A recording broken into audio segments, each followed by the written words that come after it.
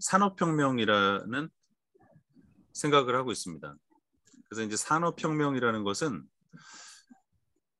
역사적으로 우리가 이제 배운 공부한 산업혁명의 정의 말고요. 이거는 이제 뭐 기술 분야에 계신 분들이 많이 사용하고 계시는 표현들인데 제가 좀 정리를 해봤습니다. 첫 번째는 뭐냐면 산업혁명이라는 거의 특징은 기존의 시대에 비해서 생산력이 비약적으로 증가하는 시대를 의미하죠.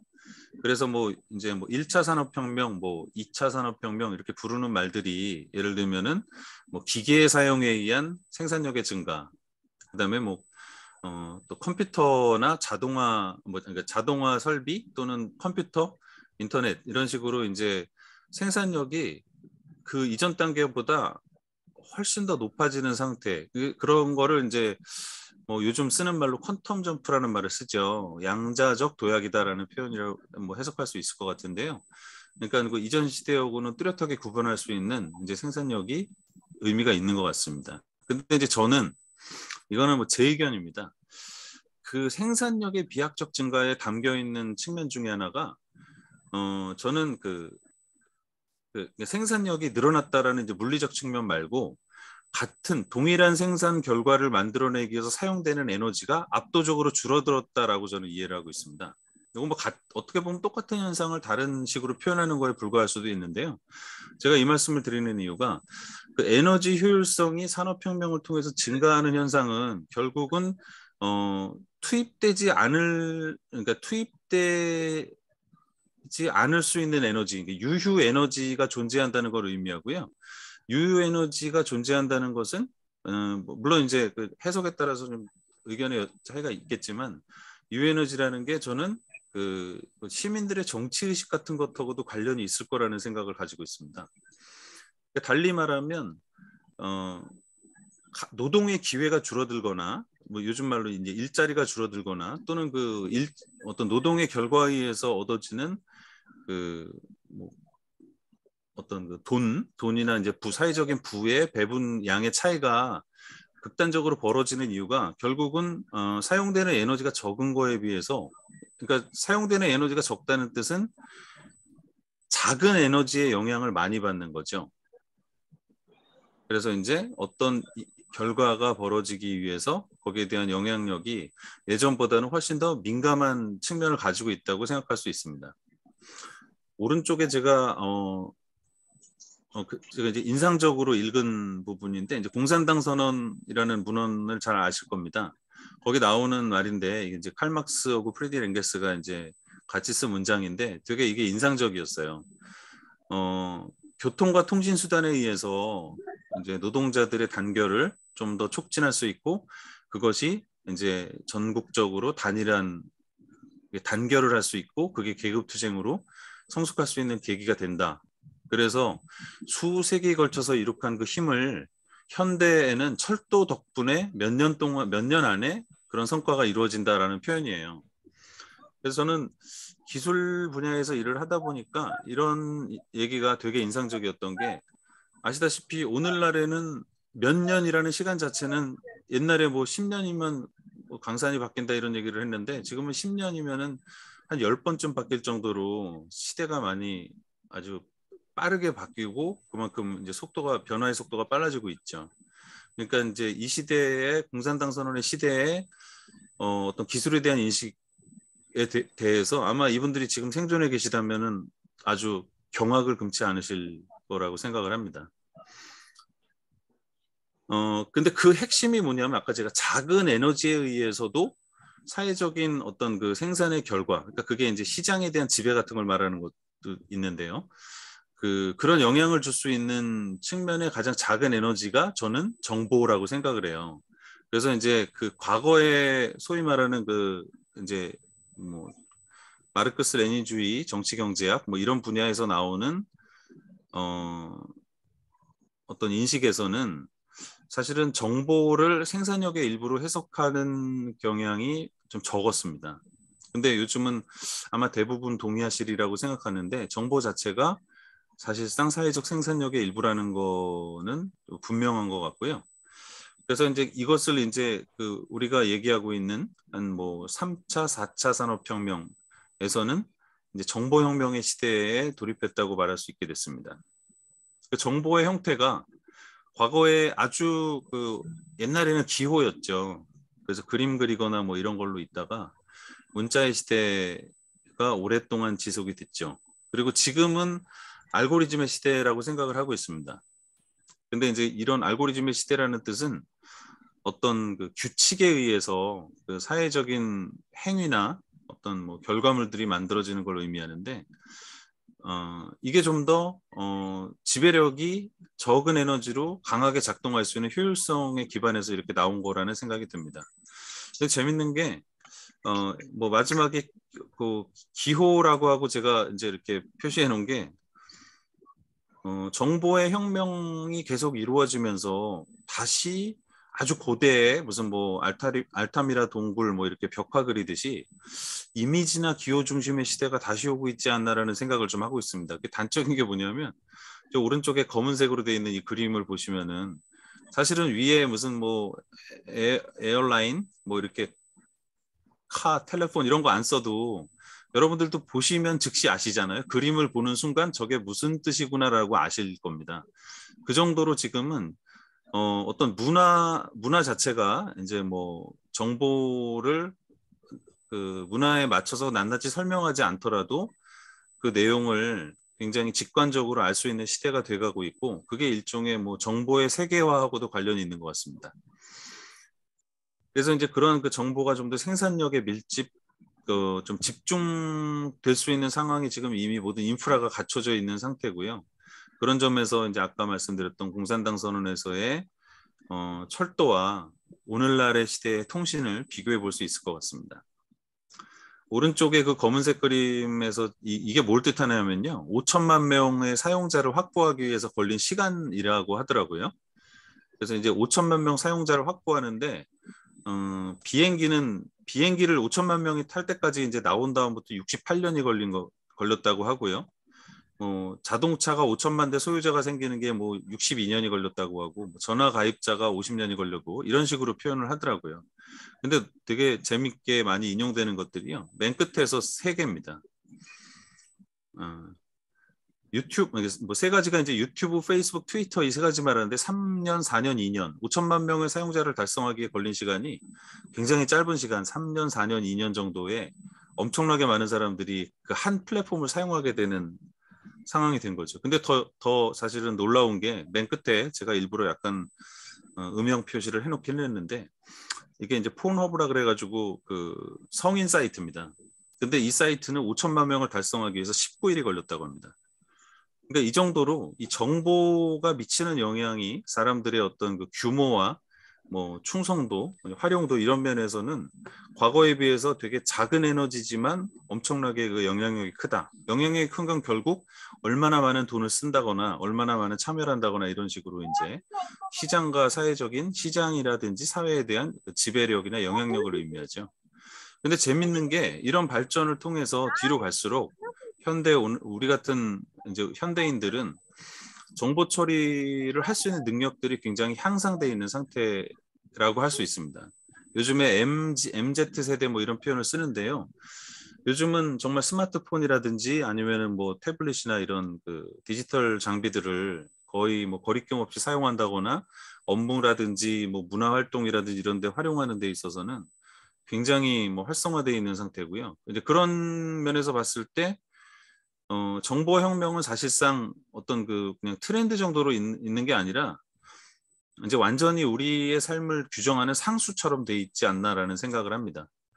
그래서 요거 기술의 발전에서 제일 중요한 기술이 발전해 온 결과는 결국 어떻게 이해하는 게 맞다고 저는 생각을 하냐면 개인이 좀 더 적은 힘으로도 사회적인 영향력을 가질 수 있는 기회를 주고 있다라고 보고 있습니다. 그러나 아까 말씀드린 그 효율성, 에너지 효율성의 그 어떤 그 미사용분, 그러니까 이제 그런 여유분이 특정한 이제 플랫폼이나 어떤 그 기업 집단에 독점되는 현상에 의해서 어떤 그 불평등 구조가 만들어지기도 하는 이제 그런 상황이죠.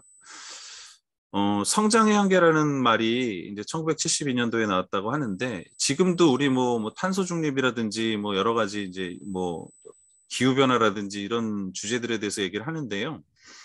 어, 이미 뭐 40년 전 뭐 이상부터 사실 기술이 계속 이렇게 계속 발전해 나갈 수는 없을 것이다라는 고민이 있었다고 봅니다. 그리고 지금은 어떻게 보면 그런 고민과 문제의식이 정점에 온 상태고 결국은 앞서 말씀드린 것처럼 현재는 플랫폼이나 기업 집단이 사실은 경제적인 주도권을 갖고 있고 이런 것들은 사실은 개인의 정보 처리 능력이라든지 주권이 굉장히 주권 의식이 굉장히 올라갔음에도 불구하고 개인의 주체성을 약화시키는 그런 현상으로 볼 수 있지 않느냐. 그러니까 기술의 발전이 가져온 결과가 어떻게 보면은 기술을 둘러싼 양극화로 이해할 수도 있을 것 같다는 생각입니다. 그래서 이제 기술 발전에 대해서는 뭐 민주주의와 기술의 발전에 대해서 이렇게 말씀을 드릴 수 있고요. 결국 이제 이런 기술이 민주주의하고 어떤 이제 관계를 맺고 있느냐라는 얘기를 드려야 될 것 같은데, 우선은 이제 이런 얘기를 해드릴 수 있을 것 같습니다. 민주주의를 우리는 보통 이제 뭐 대의제를 대표적인 것으로 이제 생각하게 되는데요. 저는 개인적으로 좀 과격하다고 생각하실 수도 있는데, 저는 대의제는 민주주의가 이제 아니다라고 생각을 하고 있습니다. 민주주의가 아까 제가 처음에 민주주의의 어떤 그 전설, 무슨 뭐 환상 이런 걸로 얘기할 때 민주주의가 그런 거라는 어떤 그 주입에 의해서 생각만 한 것이지 사실 지금 시대에서의 대의제는 민주주의라기보다는 그냥 지배 방식 중에 하나로 이해하시는 게 맞지 않나라고 저는 생각하는 편이고요. 결국은 직접 민주주의라는 것은 사실 우리가 직접이라는 수식어를 붙이지 않더라도 사실 지금의 기술 시대, 그 정보에 대한 처리 능력과 주권 능력이 굉장히 향상된 개인들이 아까 뭐 단 15일 내지는 며칠 만에 연대할 수 있는 시대에서는 사실은 민주주의가 이미 과거의 제도를 완전히 뛰어넘은 상태의 어떤 그 잠재력을 갖고 있다고 생각하고 있습니다. 그래서 이제 대의제를 본다면은 뭐 대의제에 대해서 잠깐만 리뷰를 한다면은 아시다시피 옛날에는 직접 민주주의 할 수가 없었잖아요. 너무 멀거나 뭐 시간도 많이 걸리거나 뭐 돈도 들고 하니까. 그래서 이제 대의제는 당연한 거였다고 생각을 하고 역사적으로는 대의제가 어떤 부분에서는 민주주의적인 역할을 한 건 맞죠. 그리고 이제 사회적인 뭐 생산을 좀 더 발전시킨다거나 사회를 통합시킨다거나 이런 면에서 역할한 건 맞습니다. 근데 이제 그게 플랫폼으로서 국가나 이제 그 관료 시스템 같은 게 발전하면서 대의제는 사실상 그 안에서 이제 뭐 어떻게 보면 민주주의와 전혀 다른 독립적인 뭐 어떤 대상이 된 것 같고요. 그 특정한 그 좀 뭐랄까 문제점 내지는 우리가 좀 짚고 넘어가야 될 점이 정보가 독점된다거나 의사결정이 왜곡된다거나 그다음에 이제 어떤 일을 수행할 수 있는 권한이 비대칭적으로 만들어진다라는 측면도 우리가 좀 돌아봐야 될 것 같다고 생각하고 있습니다. 그 당연히 이거에 대한 대안은 민주주의고요. 직접 민주주의고요. 직접 민주주의는 결국 지금의 기술적 발전을 반영해서 뭐 새로운 형태, 오늘날에 맞는 현대적 민주주의를 구성하는 가장 본질적인 뭐 내용이 되어야 되지 않겠느냐라는 게 생각이고요. 결국 우리가 할 일은 그 직접 민주주의의 구체적인 내용들을 정하고, 근데 여기서 정한다는 게 이제 뭐 완결적으로 정하는 게 아니라 아까 말씀드린 것처럼 계속 역사가 발전함에 따라서 민주주의도 발전할 것이기 때문에 그거에 대한 현재로서 의미 있게 사용될 수 있는 이제 민주주의의 실체를 뭐 나름대로 이제 잠정적으로 정하는 이제 그런 일이 될 것 같습니다. 그래서 아까 말씀드린 이제 그 현재는 대의제가 가지고 있는 제도와 그다음에 이제 직접민주주의가 반영하고 있는 이제 직접민주주의 내에 포괄되고 있는 이제 기술 이 두 가지 카테고리가 격차를 가지고 있는데 이로 인해서 발생하는 이제 사회적 균열이 분명히 있고요. 이 부분에 대해서 어떻게 보면 우리가 해결해 나가야 되는 지점이 아닌가라는 생각을 가지고 있습니다. 결국은 이제 민주주의는 누가 행하느냐의 문제를 생각해야 되고, 결국 우리가 이제 지역 정당에 대해서 고민하시는 어떤 맥락에서 본다면, 이제 결국 정치의 주체로서 정당을 고민해야 되는 게 맞는데요. 제가 여기다 개념을 두 개를 더 가져와 봤습니다. 그래서 하나는 협동조합이라는 개념이고요. 또 하나는 이제 DAO라 그래서 탈중앙화된 자율조직이라는 표현이 있습니다. 그래서 두 가지를 가져온 이유가 우선 이제 정당에 대해서 뭐 간단하게 보시면은 권력의 획득을 목표로 해서 정치 결사를 만든 거를 정당이라고 하고 역사적으로는 사실은 뭐 민주주의 탄생 이전부터 정당은 존재했고 굉장히 오랜 역사 가지고 있죠. 아시다시피 당연히 정당의 역사가 민주주의 역사를 넘어서기 때문에 정당은 이미 그 역사의 어떤 흐름과 함께 민주주의를 선택적으로 도구적으로 써먹었던 거죠. 그래서 오늘날의 이제 정당의 어떤 그 흐름은 결국은 이제 어떤 조직이 어떤 정치의 시대를 만들어내느냐에 대해서 뭐 정의를 내려야 되는 상황이라고 보고요. 거기에는 이제 민주주의에 대한 입장을 정해야 되는 부분이 분명히 있다고 생각합니다. 뭐 이런 점에서는 좀 현실적으로 보자면은 저는 이제 우리나라의 두 양당 큰 정당들은 사실은 이제 말 그대로 이제 민주주의 중에 자기들에게 유리한 부분들만 좀 선택적으로 쓰고 있는 행위들을 하고 결국은 이제 어떻게 보면 좀 더 나쁘게 말하면은 민주주의를 왜곡시키고 있다라고도 말씀을 드릴 수 있을 것 같습니다. 그 부분도 조금 이따가 또 의견을 드려보고요. 네, 협동조합을 가져온 이유는 협동조합은 사실 제가 전문적으로 알진 못하는데 그냥 소개해 주신 내용들하고 예전에 이제 그 제가 수원에 가서도 한번 공부 시간이 있어서 이제 배운 적이 있는데 협동조합이 되게 의미 있는 이제 새로운 대안적 조직으로서 역할을 할 거라고 생각을 하는데 정당이 어떻게 보면은 정치적 정치 협동조합이지 않을까라는 생각을 좀 해보고 있습니다. 그게 제가 뒤에 설명드린 DAO하고 연결을 시키려고 다오라고 요즘에 부르는데요. 다오하고 연결시켜 보려고 제가 어떻게 보면 억지 논리를 펼치는 건지 모르겠는데 그러니까 이제 1인 1표제의 민주주의 원리를 기반으로 해서 여러 가지 중요한 사항들을 집단적 의사결정을 이루는 게 이제 협동조합의 기본 원리고 협동조합의 기본 원리는 뭐 부를 적극적으로 창출한다기보다는 공동체 유지와 존속을 목적으로 하는 측면이 상당히 높기 때문에 저는 어떻게 보면은 이 공동체 존속과 관련해서는 정당이라든지 정치 조직의 성격도 꽤 갖고 있지 않나라고 이제 생각을 해봤습니다. 그래서 이제 이걸 개념적으로 연결하려는 게 이제 결국 제가 소개하려고 하는 게 이제 다오라는 겁니다. 탈중앙화 자율조직이라고 부르는데요. 이게 이제 블록체인 기술에서 나온 얘기인데, 이 블록체인이라고 이제 뭐 아마 다 아실 겁니다. 그래서 이제 뭐 서로 이제 분산된 컴퓨터에 연결된 장부를 통해서 중요한 사항들을 공동으로 기록하고 그 내용에 대해서 어떤 그 알고리즘 그러니까 정해진 규칙에 의해서 그 실행되도록 만들어낸 어떤 그 컴퓨터 시스템인데 거기서 가장 중요하게 작동하는 프로그램이 이 다오라는 겁니다.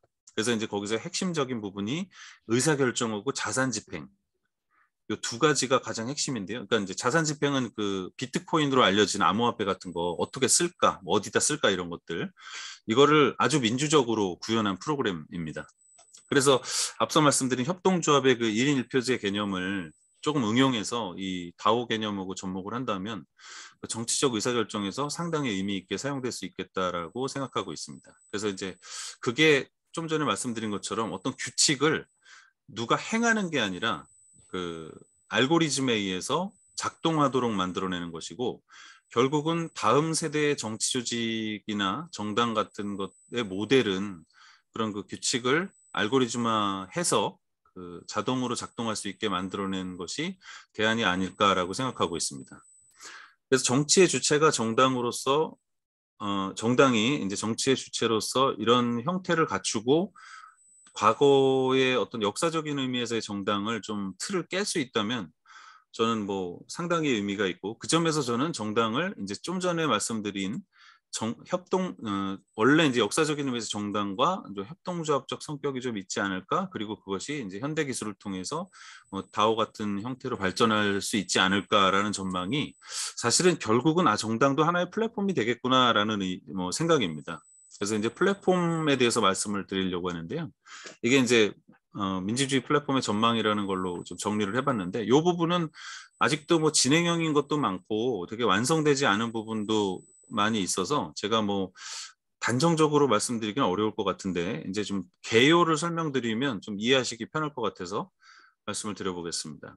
이제 플랫폼이라는 말들은 잘 아시죠? 요즘 시대에는 뭐 플랫폼이라는 말들을 굉장히 많이 사용하고 있고 뭐 플랫폼 경제다 이런 말들도 나오니까 잘 아실 텐데 플랫폼은 어떤 도구를 이렇게 모아놓은 걸 말하죠. 그게 온라인에서 무슨 뭐 홈페이지라든지 아니면 뭐 메신저라든지 이런 프로그램들을 이렇게 집합으로 모아놓은 것도 플랫폼이라 그럴 수 있고 우리가 일반 사회에서도 예를 들면 마을회관 같이 사람들이 모여서 같이 여러 가지 활동들을 할 수 있는 공간을 만든다거나 하는 것들도 플랫폼이라고 말할 수 있겠죠.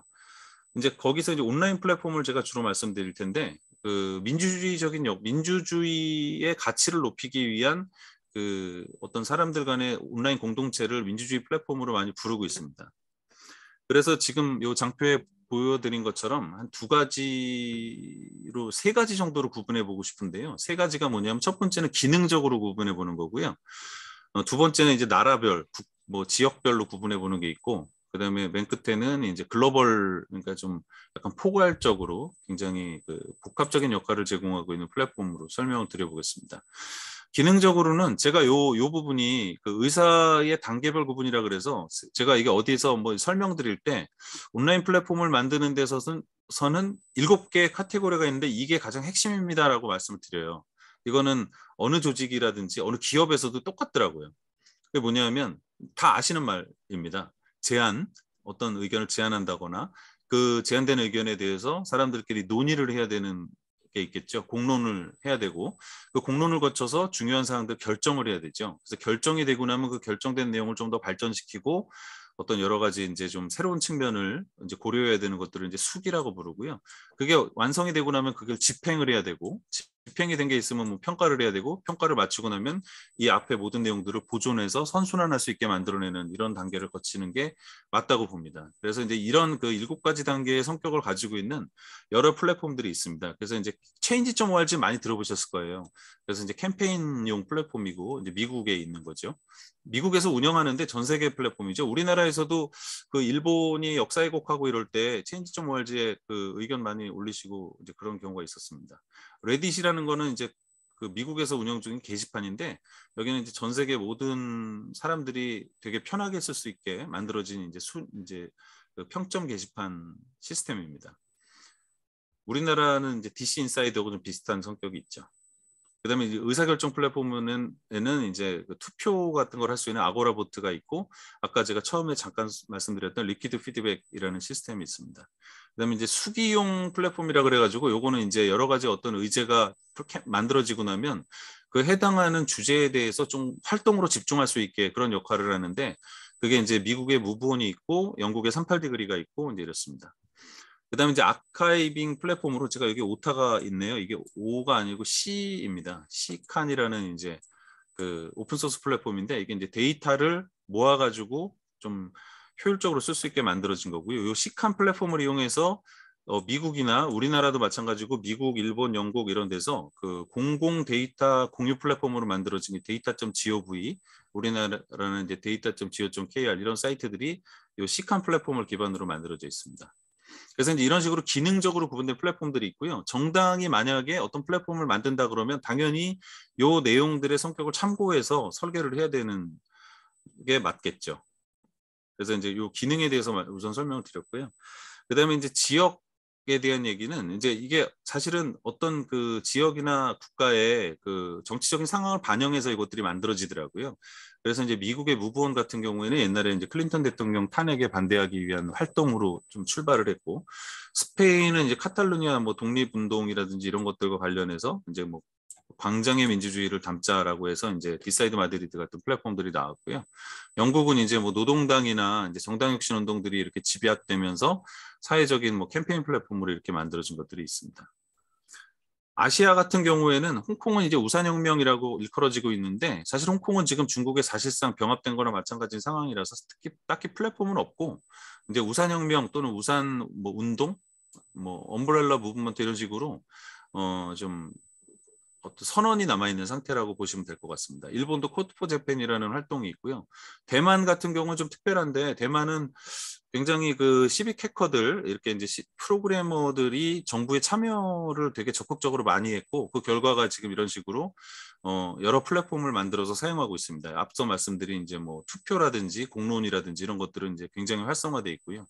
우리나라도 코드 포 코리아라 그래가지고 그 빠띠에 이제 있는 활동가들 이런 분들이 모여서 이제 이 활동을 전개하고 있는데 아직까지는 뭐 대중운동이라기보다는 이제 어떻게 보면 좀 아까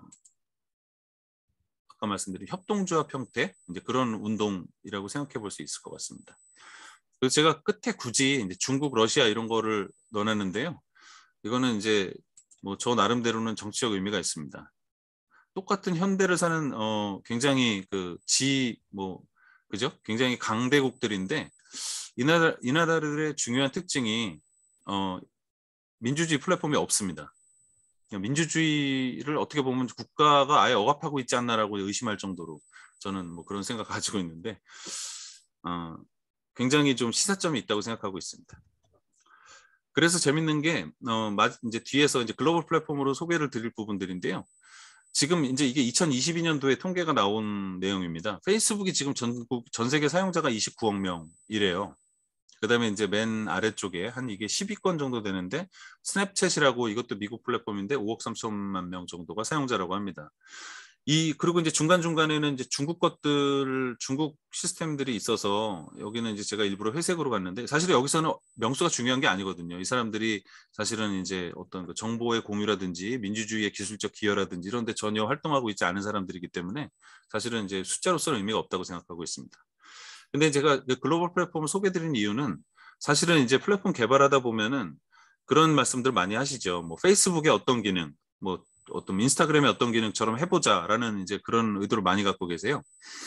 그래서 이제 그걸 가지고 우리가 이제 뭐 정치 플랫폼을 만들 수 있지 않을까라는 이제 기대를 하는 거죠. 물론 당연히 그렇게 하는 게 틀리지 않았다고 생각을 하는데 좀 성격을 명확하게 해야 될 것 같습니다. 그래서 이제 지금 여기 보시는 것처럼 이제 미디어적 성격과 메신저적 성격이 있는데요. 미디어는 특정 콘텐츠를 공개적으로 쓸 수 있게 만들어 놓은 걸 미디어라고 볼 수 있고요. 게시판처럼요.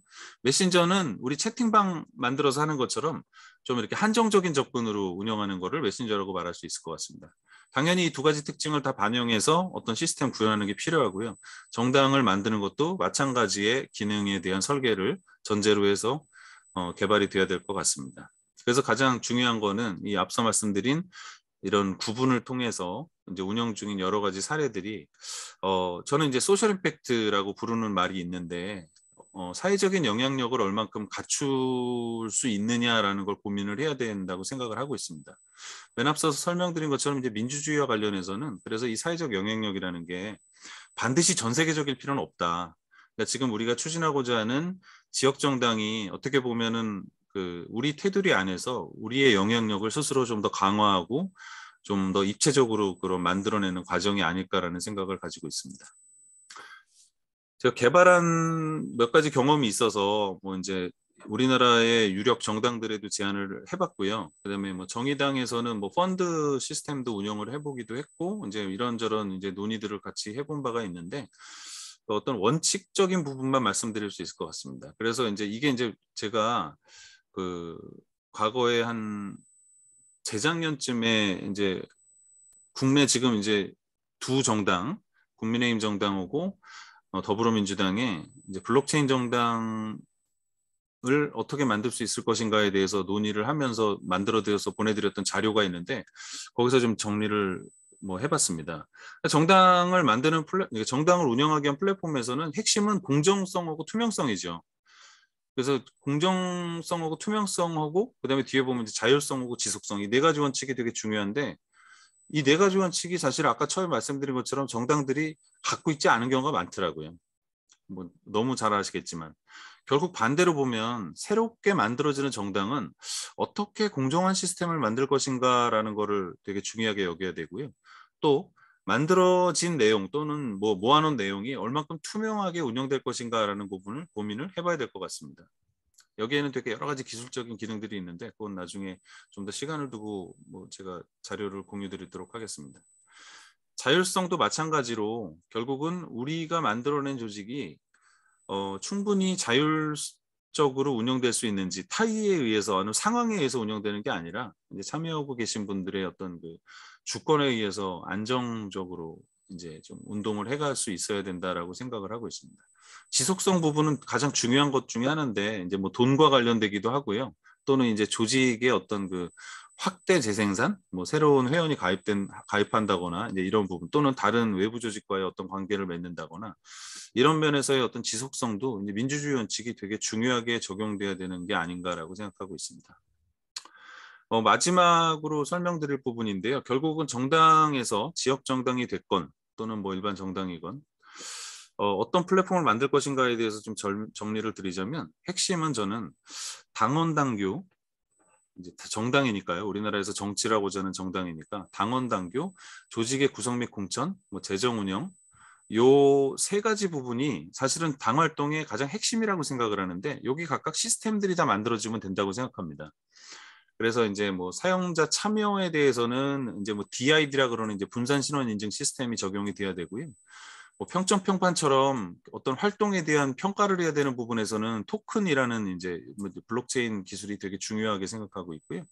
그다음에 아까 제가 규칙, 그 알고리즘이 중요하다고 말씀드린 게 결국은 블록체인에서 또 말하는 것 중에 스마트 컨트랙트라는 게 있습니다. 그래서 이제 스마트 컨트랙트를 이용해서 어떻게 보면 이제 당원 당규가 유지될 수 있어야 됩니다. 그러니까 지금은 당원 당규를 갑자기 상황이 바뀌어서 마음대로 투표해서 바꾸고 뭐 딴 걸로 뭐 규정을 바꾸고 이러는 식으로 하면 사실은 그 정당이 민주주의를 계속 뭐 유지하고 있다고 말할 수 없는 경우가 많잖아요.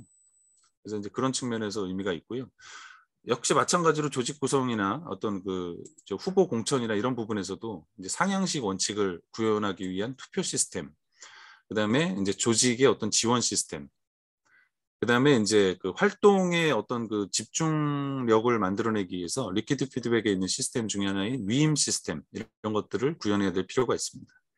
재정은 뭐 너무나 중요하게도 배분의 합리성하고 운영의 투명성이 있어야 되는데 요것에 대해서는 이미 뭐 블록체인 기술에서 많이 소개되고 있는 이제 공개 원장을 이용해서 어떤 시스템을 구현해야 되지 않을까라고 생각하고 있고, 지금 말씀드린 이 시스템들은 사실 시중에 어떻게 보면 다 개발되어 있는 솔루션들이 많이 있고요. 그걸 어떻게 쓸 것인가에 대해서 뭐 전략을 세우는 게 되게 필요할 것 같습니다.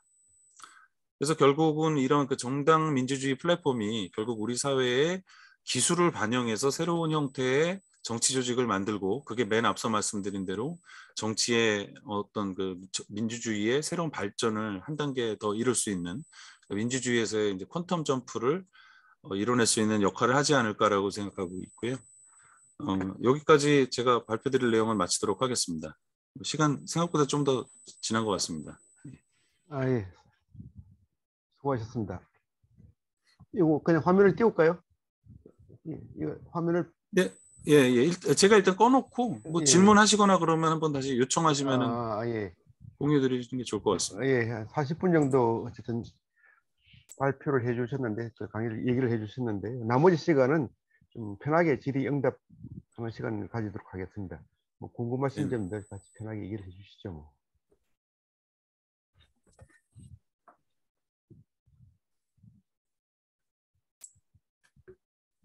제가 너무 뻔한 얘기를 드려서 좀 재미없으셨을 것 같긴 한데, 그래도 좀 짚어볼 내용은 조금 있다고 생각을 해서 제가 자료를 만들어 봤습니다.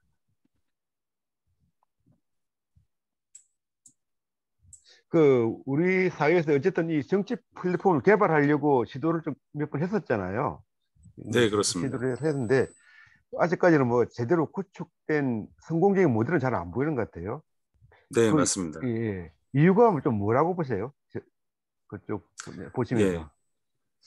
사실 이제 제가 아까 말씀드린 대로 이제 기술의 발전이 어떤 시대 또는 제도, 뭐 민주주의의 발전을 추동하는 측면이 있습니다. 근데 이제 현대 역설 중에 하나가 뭐냐면 기술의 발전 속도가 옛날보다 훨씬 빨라요. 그러니까 이제 빠르다 보니까 그 기술의 발전이 빠르고 기술 집적도가 높다는 뜻은 굉장히 그 좀 뭐랄까 통속적으로 말씀을 드리자면은 인건비가 많이 들어갑니다. 그러니까 쉽게 말하면 개발자 연봉이 엄청 셉니다. 이게 어떤 측면으로 되냐면 좋은 기술이 만들어지면 그 좋은 기술이 정치나 사회 영역에 쓰이는 것보다는 기업에 먼저 쓰여요. 기업에서 이익을 창출하거나 뭐 시장을 뭐 만들어서 진출하거나, 그러니까 아시다시피 우리가 알고 있는 그 요즘 말로 그 뭐 네카 그 들어보셨나요? 그 뭐 네카라 쿠베당 뭐 이런 거 들어보셨는지 모르겠는데 네카라 쿠베당토? 제가 이상한 말씀드려서 놀라시지 않나 싶은데 그게 뭐냐면 네이버, 카카오, 라인, 그다음에 쿠팡, 배달의 민족, 당근마켓, 토스, 요게 이제 7개 기업인가? 요걸 말하는데 뭐 게임 회사들 빼고 우리나라의 IT로서는 최고의 기술을 가지고 있는 회사들이 다 이 회사들입니다. 그리고 아시다시피 우리나라나 외국에서 뭐 작게는 수천억 원에서 크게는 뭐 수십조 원까지 지금 자본을 유치한 상황이죠. 그리고 우리나라 사용자들이 아까 제가 이제 개인들이 정보 처리 능력이 좋다 그랬잖아요. 그러니까 이걸 다 쓰는 사용자들이기 때문에 굉장히 익숙해요. 첨단 플랫폼에. 근데 실제로 이제 저도 그렇고 몇 군데서 이제 이런저런 플랫폼을 만들어서 시도를 하는데 아시다시피 그런 기업들의 제공하는 서비스에 비하면 사실은 수준이 좀 부족할 수밖에 없죠. 뭐 기술적인 측면에서나 아니면 이제 서비스 운영 측면에서나 한계가 있습니다. 그럼 당연히 우리 사용자들이 조금 뭐랄까 불만을 가지게 되기도 하고요. 그래서 이제 그게 어떻게 보면 저는 어, 안정적으로 플랫폼에 회원이 남아 있고 그분들의 활동을 통해서 이게 좀 이렇게 커뮤니티도 만들고 공동체로서 정치 공동체로서 활성화되면 좋겠다고 생각을 하는데 그렇게 안 남게 되더라고요. 처음에 약간 하다가 좀 사라지고 또 뭐 그런 시도를 계속 몇 년째 반복을 하는 상황이 있는데 그게 제가 생각하는 원인은 결국은 이제 그 플랫폼 대기업들과 갖고 있는 격차가 너무 커서 그걸 어떻게 넘으면 해결할 수 있을 것 같은데 뭐 넘는다는 게 갑자기 무슨 뭐 몇 조 원 투자해 주면 좋겠다 이런 뜻은 아니고요. 결국 이제 회원들이 최소한 한 1년 이상 같이 고민하고 이런 주제들에 대해서 좀 의견을 서로 나누면서 대안을 만들어가면 저는 요즘 말로 이제 존버라는 말을 쓰는데 이제 버티기를 통해서 좋은 플랫폼에 대한 어떤 문화를 갖추기 시작하면 저는 해결할 수 있을 거라는 생각은 가지고 있습니다. 근데 지금은 사실은 이제 그게 아직까지 시행착오만 몇 년 쌓여 있는 상태고 성과는 그다지 없죠. 뭐 그런 현황인 것 같습니다.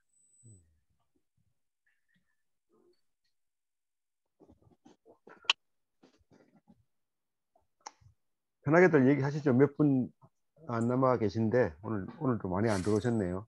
네, 제가 그 지역 정당 말씀을 이제 해주신 바와 이제 그 강의해주신 내용들을 몇 개 자료를 보면서 이제 느낀 거를 뭐 좀 첨언을 드리자면 저는 그 지역 정당일수록 플랫폼이 필수라고 생각을 하고 있습니다. 지역에서 모임을 하는 게 사실 지금 이렇게 우리가 줌으로 모이는 것도 시간 내서 하는 게 그렇게 쉽지는 않은데 제가 예전에 이제 그 민주노동당이나 이제 이렇게 그 정당 진보 정당에서 활동을 했었는데 그런 활동도 쉽지 않더라고요. 이렇게 밤 저녁 때 모여서 뭔가 토론하고 뭐 정책 결정하고 이런 게 너무 힘들거든요. 근데 사실은 그런 활동이 제도화된 정당의 어떤 체계에 대해서는 사실 대항력이 없죠. 그러다 보니까 플랫폼을 써야 되는 게 너무 당연하다고 생각을 합니다. 온라인으로 이렇게 줌처럼 만나고 논의하고 결정하고. 근데 그게 어떻게 보면 우리만의 플랫폼이 있어야 되는 거죠. 그 문화를 반영해야 되니까. 근데 이제 한 가지 장점은 큰 정당은 플랫폼에서 성공을 못한다고 저는 보고 있습니다. 아까 말씀드린 것처럼 플랫폼의 이런 특징들, 뭐 민주주의적인 특징이라든지 정보 공개나 이제 어떤 투명성 원칙이라든지 이런 게 있기 때문에 큰 정당은 거의 못 쓰더라고요. 제가 예를 들면은 뭐 공천권을 이렇게 해서 이제 상향식 투표 시스템으로 해야 됩니다. 이렇게 얘기를 했더니 그거는 100% 갸우뚱. 이거 어떻게 하지? 막 이렇게 공천권이 없는데 어떻게 장악을 하지? 조직을 장악하지? 이런 논리가 등장을 하더라고요. 근데 이제 우리가 지향하는 지역 정당은 사실 그런 것들을 완전히 해소하고 정말 이제 참여자 중심의 민주주의를 구현하는 게 그런 걸 이제 목표로 세운다면은 저는 이제 플랫폼 운영하면은 어떤 조직에 비해서도 굉장히 효율적으로 그 목표를 달성할 수 있을 거라고 생각하고 있습니다.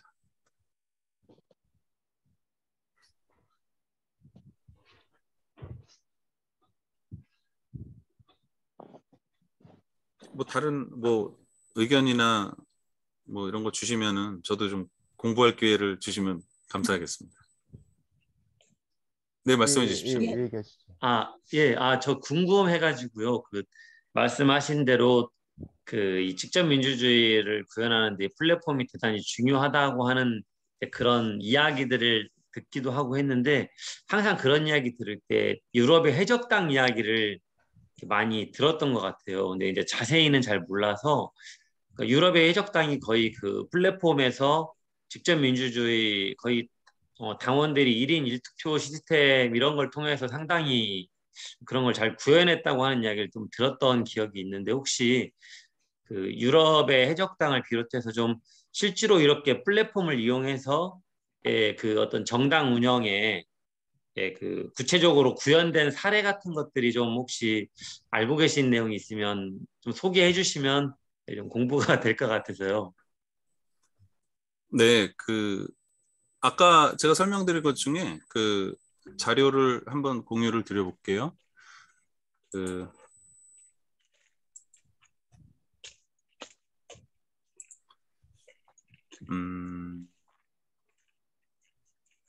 여기에 보시면은 이제 그 지역별로 이렇게 나와 있는 게 있는데요.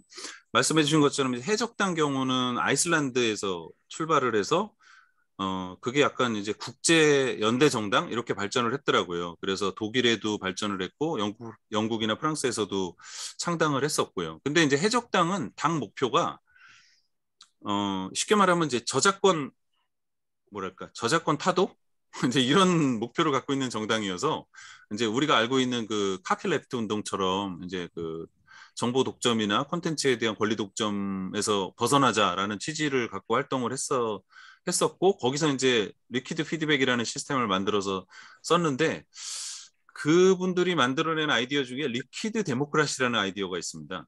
그래서 이제 리퀴드 데모크라시라는 거는 지금 저는 이걸 이제 나중에 우리가 기회가 되면 저는 되게 심화 학습을 한번 해보고 싶은 주제 중에 하나인데 우리는 보통 이제 민주주의를 1인 1표, 그다음에 이제 직접 민주주의 어떻게 보면 굉장히 단선적으로 이해를 하는데 여기에서의 그 이분들이 만들어내는 이론은 그걸 좀 더 유연하게 써야 된다는 주장입니다. 왜냐하면 제가 이제 리퀴드 피드백을 써봤는데 투표를 해야 되는 안건이 제가 이제 유닛이라는 데 가입을 하고 그다음에 이제 에어리어라는 데 제가 이제 소속이 됩니다. 그러면 그 유닛과 에어리어에서 만들어지는 의제를 저한테 이제 예를 들면 제안과 공론과 수기 단계별로 이메일이나 이제 메시지가 와요. 근데 그게 뭐 상상보다 굉장히 많이 옵니다. 그 단계별로 뭐 수십 개에서부터 많을 경우에는 100개 넘게 하루에 제가 처리해야 될 안건이 100개 이상이 날라오는 그런 상황이더라고요. 그렇게 많은 사람이 쓰는 것도 아닌데 몇십 명이 쓰는데도 그렇게 엄청난 메시징이 되는 걸 보니까 제가 의사결정을 업으로 하는 사람도 아니고 하루 종일 이메일 오고 그 메신저 앞에서 계속 읽어보고 투표만 할 수는 없겠더라고요. 그래서 이게 한계가 분명히 있구나, 너무 쓰기가 어렵구나 이런 생각을 했는데 이분들이 그래서 리퀴드 데모크라시라는 걸 통해서 위임 투표 제도라는 걸 만들어놨습니다. 그래서 제가 투표하는 분야 중에 확실하게 믿을 수 있는 누군가, 예를 들면 이제 이런 거 있잖아요. 우리나라에서 요즘에 뭐 구글이나 넷플릭스 같은 데다가 망사용료 내라, KT에서 이제 뭐 돈 1년에 몇천억 원 내라 뭐 이렇게 소송 걸고 있는 거 아시죠? 근데 이제 아시다시피 인터넷 서비스를 공급하는데 왜 망사용료를 내지? 쓰는 사람이 내고 있는데 이제 이게 원래 인터넷 문화는 그거거든요. 그래서 그걸로 지금 재판 중에 있는데 이제 이런 식으로 뭔가 중요한 의사결정이 있을 때 굉장히 이제 논란이 많아요. 그럼 잘 모르시잖아요. 뭐 망사용이 어쩌고 무슨 뭐 그 뭐 네트워크 중립성이 어쩌고 이제 이런 거 되게 어려우면 그냥 이런 거예요. 주변에서 뭐 예를 들면 이지연이라는 사람이 있는데 대개가 좀 인터넷이나 뭐 네트워크 잘 아시죠? 그러면 내가 되게 당신하고 좀 동의하는 바가 많으니까 나한테 당신한테 내 투표권의 일부를 주겠습니다. 이렇게 해서 이윤 투표권을 줘요. 그러면 저는 뭐 몇십 명, 제가 대리하고 있는 몇십 명의 투표를 대신해서 투표를 하죠. 근데 또 재밌는 게 그렇게 투표를 하면은 그 투표권이 1인 1이 그 표가 줄어들어요. 그러니까 직접 투표랑 위임 투표가 표의 가중치가 달라집니다. 그러니까 굉장히 이제 그런 거를 다 알고리즘화 시켜놨고 참여자들한테 그걸 교육을 통해서 알고 있게 만들어서 어떻게 보면은 이제 그 시대에 맞게 최적의 어떤 의사결정을 해보려고 노력하는 흔적이 있습니다. 그럼에도 불구하고 제가 이제 이렇게 좀 요즘 말로 이제 세세한 얘기를 왜 드렸냐면은 좀 역설적인 상황인데 리퀴드 피드백을 운영하는 해적단 경우가 뭐 잘은 모르겠는데 제가 이제 풍문으로 들은 얘기인데 뭐 조직 내에 무슨 성추문 같은 사건으로 약간 조직이 좀 분위기가 나빠져서 약간 뭐 이렇게 좀 와야 되는 분위기 이런 걸 좀 들은 게 있습니다. 근데 이게 나라별로 정당이 만들어지고 거기서 여러 가지 조직들이 이제 모여서 구성을 하다 보니까 좀 그런 사건의 대응력이 없는 게 한계가 아닌가라는 생각이 들었어요. 그러니까 뭐 일상적으로 일어나서는 안 되는 일이지만 이제 일어났을 경우에 어떻게 대처하느냐는 사실은 뭐 오로지 논리적으로 해결할 수 있는 건 아니고 그러니까 어떻게 보면 이제 정당의 어떤 그 운영 경험, 조직의 운영 경험이 좀 부족함에서 나타나는 어떤 이런 문제들이 오히려 그 논리적으로만 만들어진 조직에서는 한계가 있지 않은가라는 생각이 듭니다.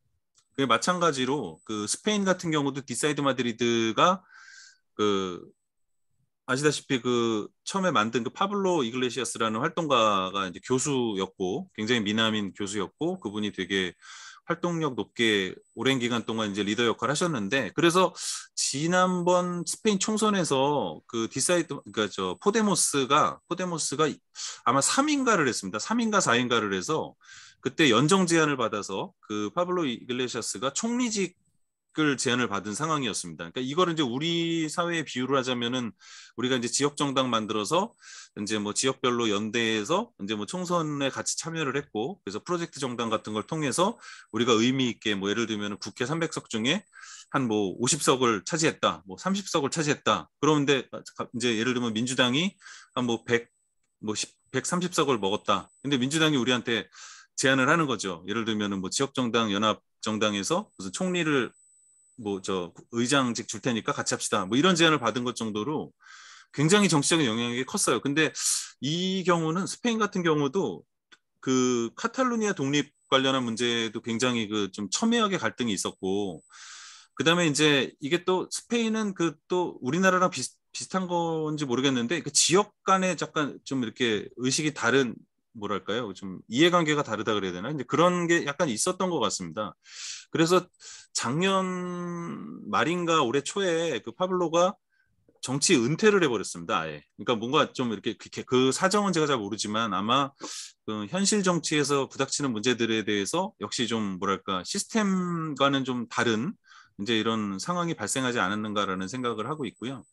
또 반대 측면에서 보시면은 그래서 이제 그다음에 어 남미 쪽에도 사실은 이렇게 디지털 정당 운동이 되게 활성화된 데가 많거든요. 그래서 남미에도 그 페루어고 그다음에 제가 알기로 볼리비아에도 있고 2개인가 3개 나라가 디지털 민주주의 정당들이 있고요.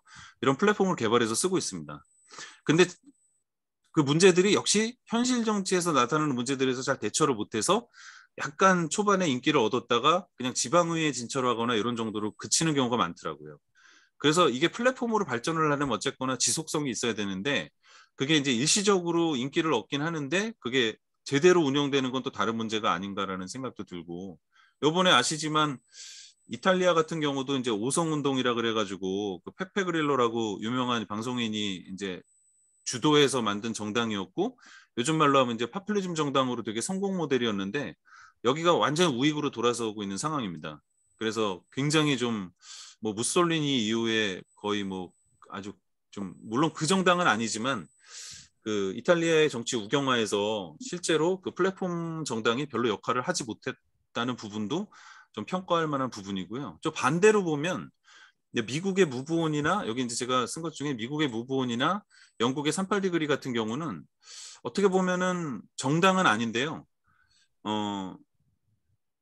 오히려 여기가 더 정치적인 성과도 높고 예를 들면 이제 버니 샌더스 후보를 지지한다거나 아니면 이제 노동당하고 연합해가지고 이제 사회 그 혁신 캠페인 같은 걸 전개한다거나 이런 부분에서는 굉장히 좋은 의제들이 많고 오히려 더 그 주목할 부분이 있습니다. 그래서 이제 제가 뭐 이제 해외에 그런 뭐 물론 이제 제가 나가서 다 일일이 저기 해온 뭐 다 연구해 온 게 아니다 보니까 딱 확정적으로 말씀드리기는 어렵겠지만 우리도 결국은 어떤 정당을 추진하는 데 있어서 제일 중요한 부분은 이론과 어떤 논리를 발전시키는 것과 병행해서 어떻게 보면 지역의 현실적인 문제들에 대해서 뭐랄까 능동적이고 융통성 있게 대처하기 위한 좀 노하우를 결집시키는 게 되게 중요한 것 같습니다.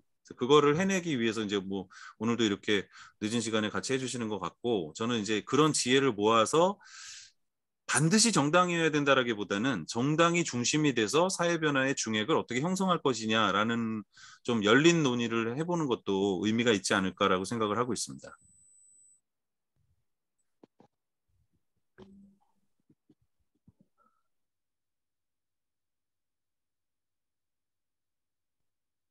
그 제가 지금 막 그 위임 시스템 얘기를 들어보니까요. 아, 예, 선생님 예. 마지막 장에 그 적어놨던 내용들이 사실 저희가 아주 생소한 용어들이 있잖아요.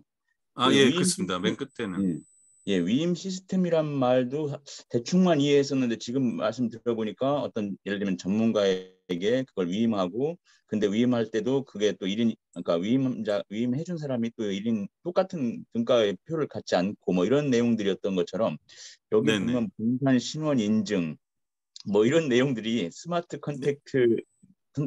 컨트랙트 적용, 이런 게 그 용어에서는 알 수 없는 뭐가 좀 있을 것 같은데, 그런 부분들을 조금 더 설명해 주실 수 있으면 좋겠다는 생각이 드네요. 아, 예, 예. 그러면은 그 좀 어려우실 수도 있지만 제가 좀 빨리 말씀드리면 더 어려우실래나? 제가 그 설명을 드려보겠습니다. 이거는 이제 나중에 저기 상식 퀴즈 같은데 나가셔도 점수 따실 수 있을 것 같습니다. 이제 분산 신원 인증이 뭐냐면요. 제가 누군지 증명하는 문서를 공인인증서 갖고 계시잖아요. 그 은행 같은 거 쓰실 때 공인인증서 같은 걸 만들잖아요.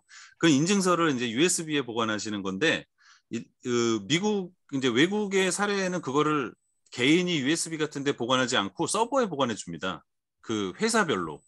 예를 들면 제가 뭐 아마존에 가입을 해서 인증서 발급을 해 놓으면 아마존 서버에서 보관을 해줘요.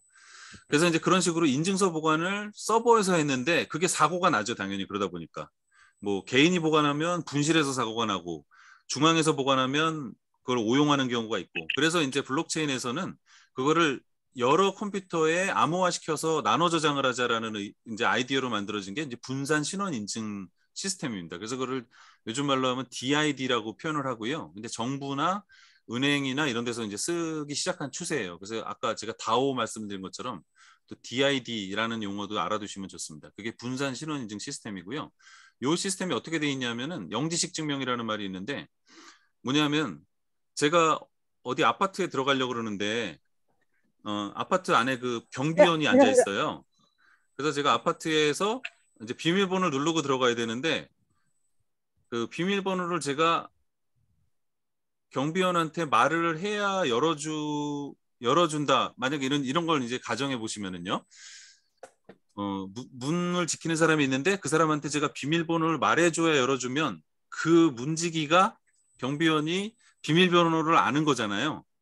근데 그것도 위험성이 있다라는 생각이에요. 그래서 그 위험성을 없애기 위해서 경비원은 비밀번호를 모르고 저는 문 앞에 가서 어떤 정보를 입력을 하는 거를 결과를 보고 제가 무슨 정보를 넣는지 모르지만 그 정보가 맞다라는 값만 경비원이 받아주는 겁니다.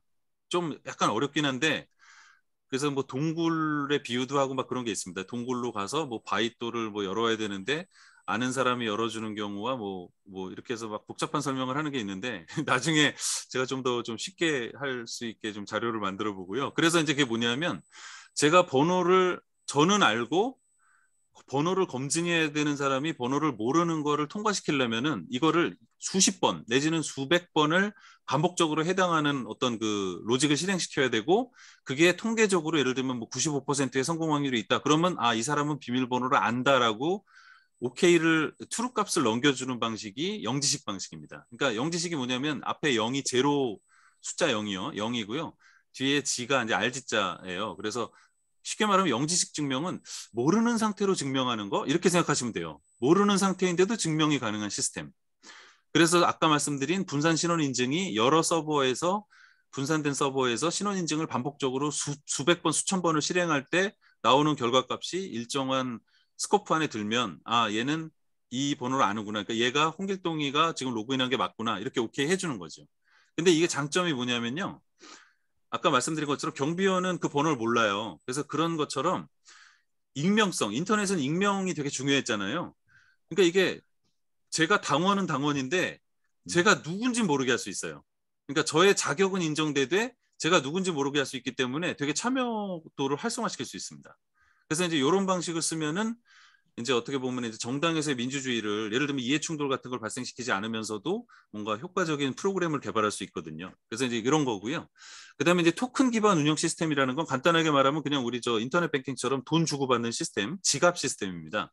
근데 이제 지갑이 진짜 돈이 아니라 여기서 만들어진 토큰은 이제 예를 들면은 저분이 활동을 열심히 했으니까 뭐 예를 들면은 당 뭐 홈페이지에 일주일에 뭐 매일 한 번씩 들어와 가지고 출석을 열심히 했다. 그래서 매일 1토큰씩을 받았다. 그다음에 뭐 강 무슨 뭐 자료 모음 뭐 설문조사가 있는데 거기에 되게 적극적으로 응해줬다. 이런 식으로 이제 그 활동을 숫자로 계량화시키는 거고요. 그거를 체계로 만들면 그게 자산은 아니지만 그분이 얼만큼 열심히 했는지를 평가할 수 있는 이제 숫자를 통한 시스템이 될 수가 있고, 그래서 이제 그걸 가지고 해서 여러 활동들을 할 수 있고, 사실 이게 예전에 제가 새누리당 때 이런 설명을 했더니 거기서 그러더라고요. 그 국회에 많이 출석하는 자기네 그 국회의원들한테 뭐 암호화폐 주면은 토큰 시스템 되는 거냐고 그러더라고요. 그래서 좀 어이가 없었던 적이 있는데, 이게 당원을 대상으로 해야지 의원들을 대상으로 하는 건 아니거든요. 그러니까 이 평판이나 이런 것들은 우리 스스로가 활동을 평가할 수 있는 체제로 가는 거지, 뭐 이미 뽑히고 권력 있는 사람들을 뭐 평가하기 위해서 뭐 인기 투표하는 것 같은 시스템은 아닌 것 같습니다. 그래서 이제 토큰 기반이라는 건 그런 의미로 이제 뭐 인터넷 뱅킹이나 이제 그런 그 투표 시스템 같은 걸로 생각해 주시면 되고요. 그다음에 뭐 스마트 컨트랙트라는 말도 조금 어려우실 수 있는데 이렇게 생각하시면 됩니다. 우리가 그 아파트 같은 거 계약서 쓰면 이러잖아요. 예를 들면 그 전세 계약서 쓰는데, 예를 들면 뭐 벽에 못을 많이 박아가지고 이제 벽이 많이 손상된 경우에는 그거를 뭐 원상 복귀해서 뭐 도배까지 해서 원상 복귀한 다음에 주인한테 다시 물건으로 내놓는다. 뭐 이런 이제 계약서에 특약 같은 거 쓰잖아요. 근데 그게 지금 방금 말씀드린 대로 뭐뭐 하면 뭐뭐 한다. 라는 게 이제 저희 프로그래머들이 쓰는 말로는 이제 if 같은 그 조건문이거든요. 어떤 조건이 있을 때 어떤 걸 한다라고 해가지고 그 문장들을 거기 규정해 놓습니다. 예를 들면 이런 거죠. 요번에 그 민주당에서 그 당원 바꾼 것 때문에 얘기 나왔었는데, 금고 이상의 형을 받은 사람은 공직에 나갈 수 없다. 그게 이제 if문이 있는 거거든요. 공직 이상의 어떤 그 아니 이제 금고형 이상의 사법 처분을 받은 사람은 예를 들면 뭐 당대표나 뭐 당의 뭐 최고위 이상은 할 수 없다. 이게 컨트랙트거든요. 근데 이제 그렇게 한번 짜고 나면 컨트랙트는 그 아까 말씀드린 토큰을 소유하고 있는 주권자들이 전원이 투표하지 않으면 작동하지 않기 때문에 당원이 쉽게 안 바뀌어요. 그러니까 그냥 최고위에서 바꾸고 모에서 바꾸고 이렇게 쉽게 바꾸는 게 아니고, 그러니까 그게 훨씬 더 그 조직의 민주주의를 보장하기 위해서 더 어떻게 보면은 좀 원칙에 맞는 거고, 그게 이제 제가 법치주의와 상통한다는 의미를 이제 그렇게 써봤습니다. 그러니까 이제 법은 뭐 우리가 정당을 만들면 정당법에 영향을 받겠지만 사실은 정당법보다는 당원 당규가 어떻게 보면 당의 법이잖아요. 근데 이제 지금 민주당에서 보여진 그런 사례들도 보면서 저는 좀 원칙에서 벗어난 결정들을 좀 하지 않았나 우려한 부분이 있고, 이제 그런 거랑 연결해서 본다면은 이제 스마트 컨트랙트라는 걸 이용해서 어떤 그 규정 간의 조건을 작동하게 만들어서 그게 어겨지면 무조건 안 되게 또는 되게 이제 이렇게 운영할 수 있지 않을까라고 생각하고 있습니다. 아까 이제 위임 시스템도 말씀드린 게 있고요. 뭐 상향식 의사결정이라는 거는 이제 그게 이제 또 리퀴드 데모크라시의 일부인데, 상향식 의사결정은 어떤 의사결정을 한 번에 그냥 전원 투표 같은 방식으로 하는 게 아니고요. 제일 하부 조직부터 상부 조직까지 이렇게 상향식으로 올라오게끔 구조를 짠 겁니다. 그러니까 투표는 한 번에 해요. 투표는 한 번에 하는데 투표의 결과를 아래서부터 위까지 집계를 내면서 의사결정에 반영을 합니다. 그래서 이게 좋은 점이 뭐냐면 투표는 한 번에 하는데 결선 투표를 할 수가 있어요. 결선 투표나 재투표 같은 걸 할 때 같은 자료를 쓸 수 있기 때문에 굉장히 비용이 적게 들고 효율적으로 운영할 수 있습니다. 우리는 보통 무슨 뭐 소환제나 이런 거 얘기할 때 뭐 아니면 공직선거 같은 거 할 때 뭐 결선 투표제 해야 된다 이런 얘기를 하는데 되게 반론이 그거잖아요. 비용이 너무 많이 들어서 못한다 이런 얘기인데, 이 시스템을 쓰면은 비용 없이도 이게 그 다중 투표, 다중 의사결정을 할 수 있습니다. 그다음에 아까 말씀드린 위임 시스템, 그거는 이제 전문가에게 위임을 하되 적절한 형태의 가중치를 통해서 이제 전체 의사결정에 그걸 결정하는 거고, 이제 이것도 수학식이 있습니다. 어떤 그 독일의 수학자가 만들어낸 그 위임 그 투표 결과를 평가하는 기준이 있는데, 그거를 이용하면은 아마 하면은 되게 좀 합리적인 의사결정이 이루어질 것 같고요. 재정 운영도 마찬가지인 게 아까 제가 그 스마트 컨트랙트 같은 걸 할 때 어디에 토큰을 운영할 때 토큰을 발행해주고 이런 것들을 어디 기록해놔야 되잖아요. 숫자가 만들어지는데 그거를 누군가 임의로 변경할 수 없게 하려면 공개장부 시스템을 써야 됩니다. 그거를 이제 그 퍼블릭 레저라는 표현을 쓰는데, 그게 블록체인에 사용하는 공개 원장입니다. 그래서 이걸 이용하면은 누구나 정보를, 그러니까 그 블록체인의 공개 원장은 어떤 특징이 있냐면 한 번 적어놓고 어떤 문서를 만들어요. 그 다음에 두 번째 문서를 만들면 앞에 만들었던 문서의 축약 정보를 두 번째 문서에 같이 싣습니다. 그 다음에 세 번째 문서를 만들 때는 두 번째 문서에 축약 정보를 실어요. 근데 좀 전에 두 번째 문서에는 첫 번째 문서에 축약 정보를 실었다고 했잖아요.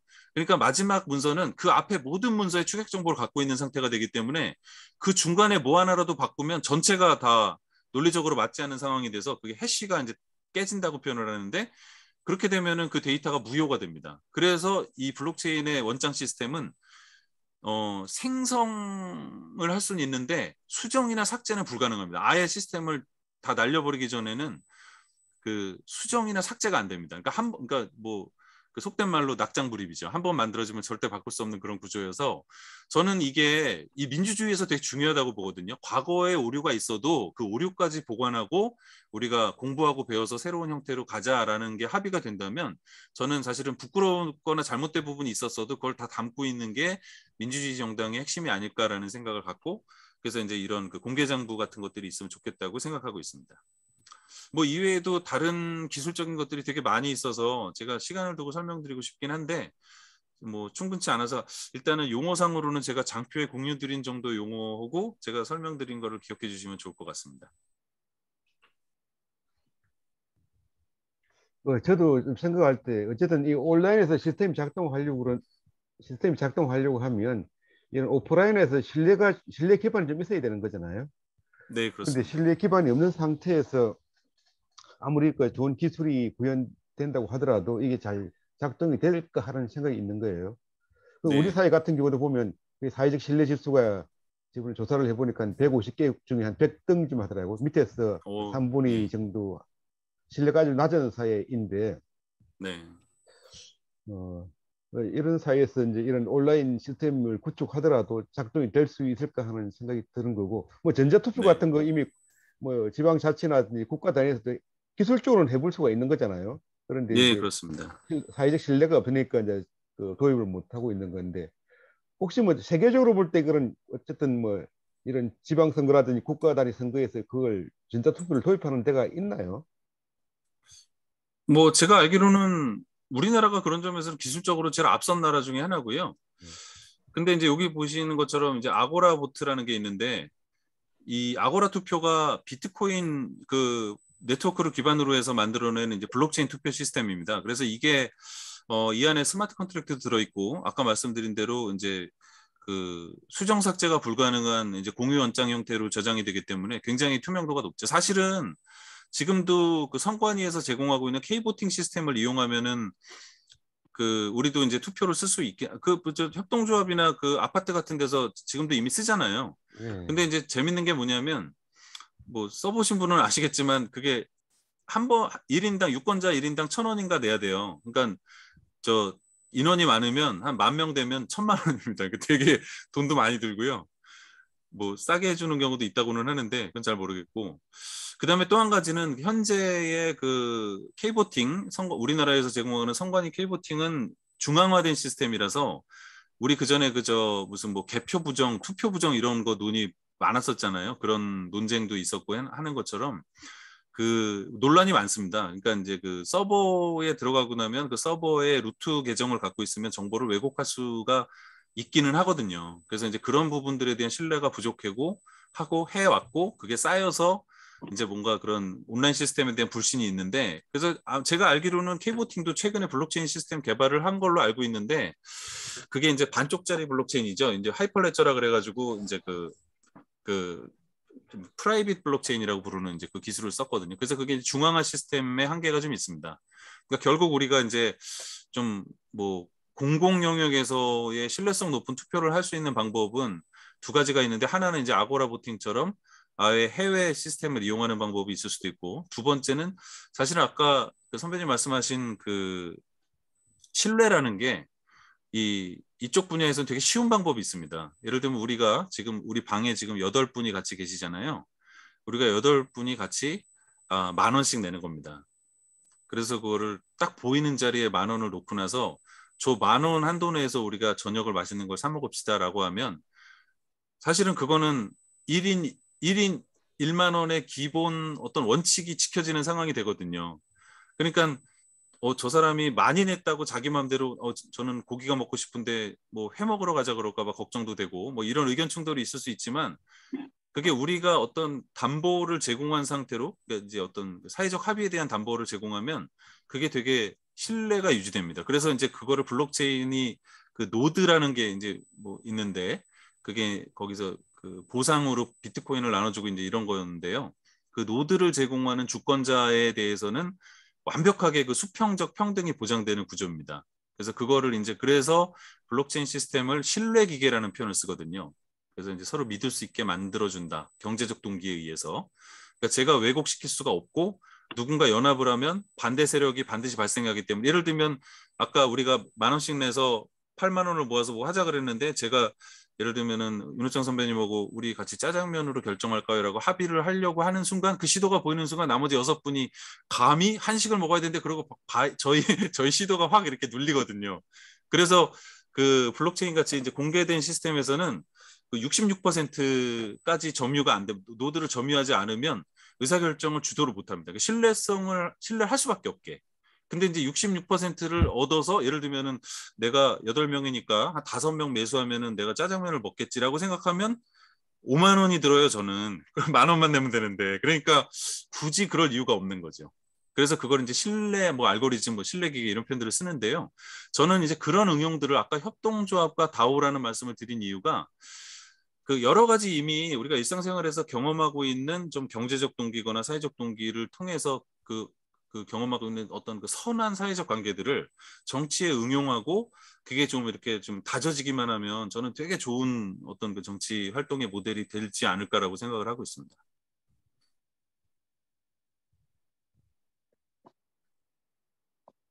예. 양시모 뭐 질문사항 없으신가요? 예. 아이고 저기 말씀을 막 들으면서 제가 잘 모르는 그 영역이어서 외국어 듣는 것 같은. 죄송합니다. 제가 예, 저희 양 설명을 잘 못한 것 원장님 같습니다. 아닙니다, 아닙니다. 농담이고요.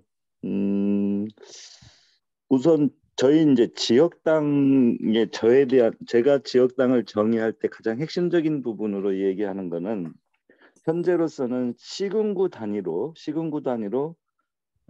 예를 들어서 재정권, 인사권, 공천권 그리고 활동 결정권 등을 시군구 단위에서 뭐라 그럴까 완결적으로 하고 그 다음에 부족한 부분은 뭐 시도당이든 중앙당이든 이거는 뭐 그러니까 보충성 원리에 입각해서 지원하는 수준 역할을 하는 것으로 해서 이제 지역당을 제가 추진하고 있어요. 그리고 그렇게 추진했으면 좋겠다 이렇게 생각하고 있고요. 그렇다면 그러한 형태의 지역당을 추진하는 제가 이 플랫폼을 만들면 좋을 텐데 이 플랫폼에 어떠한 내용들이 이렇게 들어갔으면 좋을 건지 어떤 내용으로 플랫폼을 구축하면 좋을 건지 그리고 또 하나는 얼마 정도 들 건지 뭐 이런 게 좀 궁금하고요.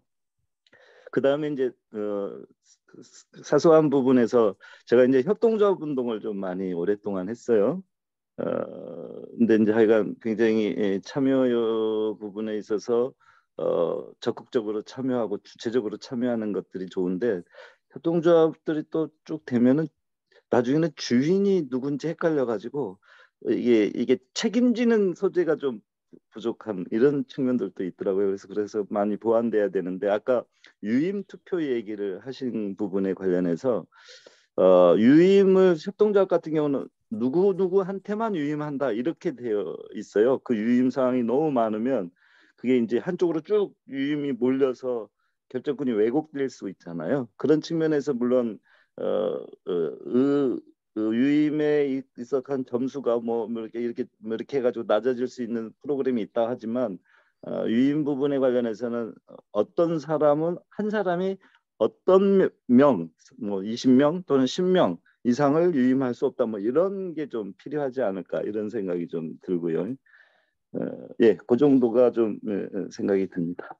이상입니다. 일단 뭐 시스템에 대해서는 제가 좀 더 사실 약간 부분 만들어 놓은 것도 있어서 좀 앞으로 좀 더 열심히 노력해서 제가 보여드리고 싶긴 한데 이제 뭐 이제 요즘 물가도 오르고 제가 뭐 회사 생활도 하고 뭐 이러는 차원에서 아직 이렇게 아주 충분치는 않습니다. 뭐 좀 더 열심히 만들어서 뭔가 보실 수 있게 하고 싶은데요. 핵심은 이렇게 생각하시면 될 것 같습니다. 저는 지역 정당에서의 어떤 지역 정당이건 또는 정당에서 시스템을 만들 때 제일 중요한 거는 사실은 돈 많이 들여서 좋은 시스템을 만드는 건 아니고요. 우리가 예를 들면은 뭐 어떤 홈페이지 같은 걸 하나 만들면 로그인을 해서 주제를 올리고 투표를 할 수만 있으면 그 시스템을 예를 들면은 그 지역의 문제나 어떤 분야별 문제가 많이 우리가 이제 접하는 의제들이 있잖아요. 그거를 예를 들면은 그 수가 저는 생명이라고 생각을 합니다. 의제 수가 10개면 좋고요. 100개면 더 좋고 1000개면 더 좋은데 중요한 건 그렇게 쌓일 때까지 그분들이 남기가 너무 어렵더라고요. 여러 가지 이유로 근데 사실 저는 하면서 불편해서 그런 경우는 잘 모르겠어요. 오히려 너무 허접해 보여서 약간 그럴 수는 있는데 뭐 돈 안 들이고 만든 거고 그냥 그동안에 우리가 쌓아온 거 가지고 해보자는 취지였기 때문에 그거는 뭐 그냥 일반적인 수준이었다고 생각을 합니다. 그러니까 제가 말씀드리고 싶은 건 정말 나한테 필요한 기능이 뭔가, 우리 조직에서 필요한 기능이 뭔가를 고민해 주셔서 그게 이제 물론 이제 이렇게 오프라인에서 모임을 하시거나 뭐 전화 통화 같은 걸 통해서 여러 가지 논의를 해 주셔야겠죠. 그래서 정말 필요한 기능이 뭔가를 이렇게 정리를 해 주시면 그거의 우선순위에 따라서 제가 아까 여러 가지 기능들이 있고 그게 만들어진 부분들이 꽤 많다고 말씀을 드려서 순서대로 구현을 하면 됩니다. 그러니까 저 혼자 할 것도 아니고 또 도와주는 분들을 모집도 하고 그다음에 이제 이렇게 역량을 결집을 해서 만들어내면 저는 그게 여러 가지 형태로 쓰일 수 있게 만들 수는 있거든요. 근데 중요한 게 아까 처음 말씀드린 것처럼 그게 우리나라에 뭐 쿠팡 사용하고 뭐 네이버 쓰고 이런 분들한테 눈높이 안 찰 수가 있어요. 그냥 뭐지? 뭐 이렇게 좀 우리 거는 왜 이렇게 안 멋지지? 근데 사실 그렇잖아요. 우리가 뭐 네이버 1000만 명 무슨 뭐 카카오 2000만 명 사용자 목표로 하는 그런 프로그램 만든 게 아니니까 예를 들면 50명, 100명이 잘 쓸 수 있는 프로그램 만드는 거거든요. 그래서 그게 1년만 가면 제가 확신하건대 1년이 지나면 거기서는 그 조직의 문화가 나옵니다. 지금 양 선생님께서 말씀해 주신 것처럼 그 문화가 예를 들면은 뭐 굉장히 책임을 적극적으로 지시는 분들이 많이 규합한 문화일 수도 있고 또는 되게 리더십이 뛰어난 분이 있어서 그분한테 대부분을 위임해 놓고 나서도 운영이 잘 되는 그런 문화일 수도 있어요. 그러면 거기에 맞게 프로그램을 계속 업그레이드 시켜 나가면 됩니다.